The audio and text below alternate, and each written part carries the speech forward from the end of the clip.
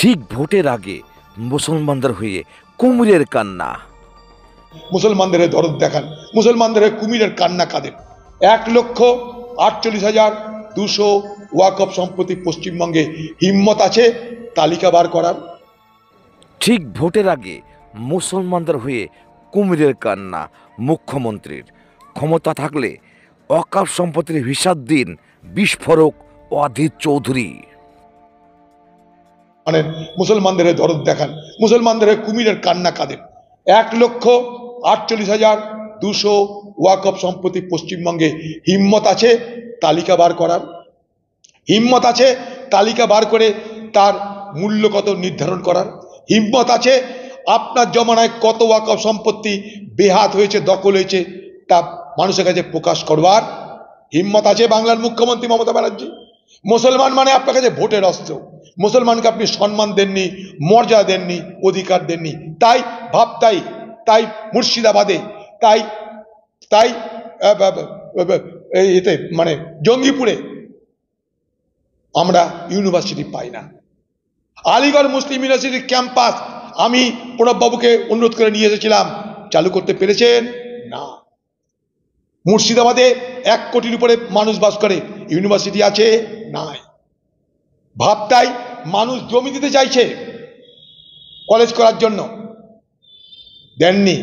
মাদ্রাসায় শিক্ষক নিয়োগ হয় না, নিয়োগের দুর্নীতি। 10,000 মাদ্রাসা করে বলেছেন, করেননি।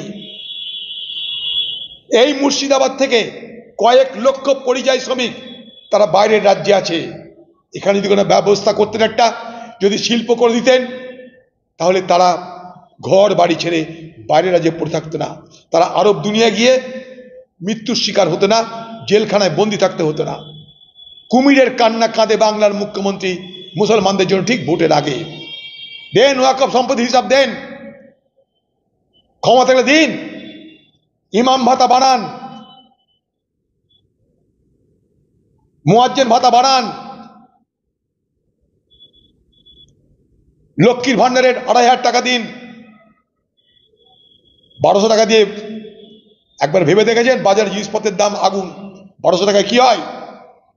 টাকা বাড়ান, তার জন্য আমরা আন্দোলনে নামছি। আমরা আন্দোলন করব। বেকার ভাতা চাই আমরা পশ্চিমবঙ্গে, শিল্প চাই আমরা পশ্চিমবঙ্গে। কোথায় কোথায় শিল্প, কোথায় শিক্ষা, কোথায় স্বাস্থ্য? খালি ভোট আসবে, বিভাজনের রাজনীতি শুরু হয়ে যাবে, আর মানুষকে বারবার ভোটের সময় বিভাজনের রাজনীতির শিকার হতে হয়। আরে অধীর চৌধুরী হারতে পারে, কোনো ব্যাপার না। সাম্প্রদায়িক বিভাজনে আমি হারতে পারি, কিন্তু সমাজ যেন বিভাজিত না হয়। আমি হেরেছি, কিন্তু উভয় সম্প্রদায়ের মানুষের কাছে আবেদন করব যেন সমাজ আমাদের বিভাজিত না হয়। আমি একবার না 100 বার হারতে পারি, সমাজ যেন বিভাজিত না হয় ধর্মীয় সমীকরণের মাধ্যমে।